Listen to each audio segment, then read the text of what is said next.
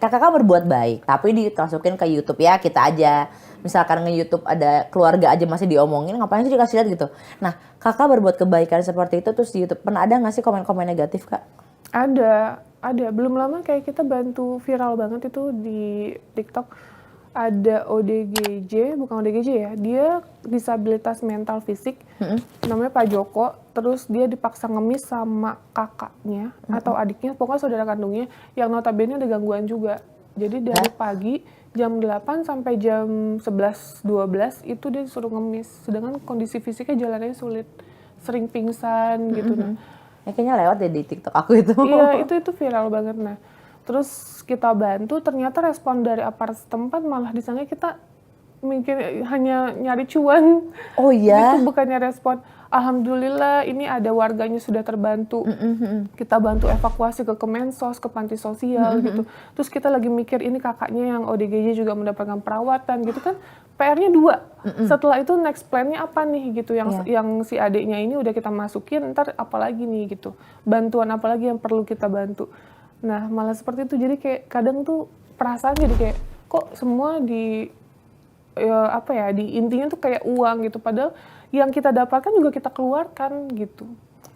Itu yang orang mungkin banyak yang nggak tahu, makanya dikasih tahu di sini ya. Jadi tolong ya dimengerti juga bahwa nggak semuanya itu untuk nyari cuannya tuh untuk diri sendiri lagi, karena kan biayanya juga butuh yang lain lagi ya Kak tadi kan. Bayangin aja, let's say total 21 orang ya Kak 21 ya. orang. 21 nyawa lah yang ada sama Kak Novi sekarang. Ya memang membutuhkan uang gitu ya Kak ya, mau nggak mau kan. Kayak bayi itu kan fokusnya kan treatnya lebih banyak banget, susu, popok, vitamin, pengasuh dan lain-lain gitu.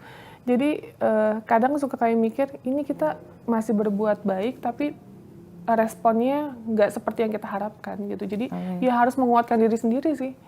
Gitu, kalau nggak udah selesai. Ini kan kalau konten kakak aku lihat nggak di blur lah ya Kak ya. Itu aman ya Kak kalau konten? Kita harus ini dulu persetujuan dari orang tersebut. Kan kita setelah shoot itu kita selalu bikin perjanjian, ini surat izin tayang ya gitu. Terus di blur apa enggak itu persetujuan dari mereka. Kalau mereka bilang nggak di blur ya kita nggak blur. Kalau mereka bilang tolong di blur ya ini, ya udah nggak apa-apa kita blur. Oh gitu, jadi tergantung merekanya gitu. Betul. Nah tapi kalau ODGJ yang terlantar nggak kita blur ya, karena kan kita mengekspos supaya dia ketemu sama keluarganya. Supaya kelihatan nih mukanya nih, siapa tahu ada. Tapi ada nggak sih Kak yang istilahnya tuh udah masa bodoh gitu, biarpun udah sembuh? Ada banyak. Nah itu mereka kemana tuh Kak? Ya alasannya katanya pernah membuat suatu kesalahan yang tidak bisa diterima lagi, atau mungkin faktor ekonomi gitu, atau mungkin mereka mikirnya ODGJ adalah aib gitu. Oke.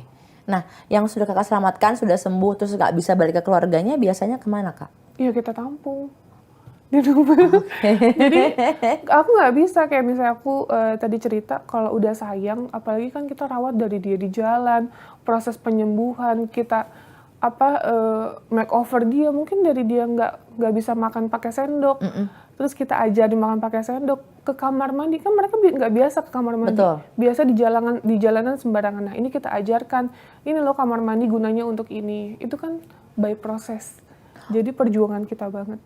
Berarti sebenarnya walaupun kita ingin berbuat baik ternyata masih sulit gitu ya Kak, masih ada kesulitannya di situ ya. Oh sulit banget.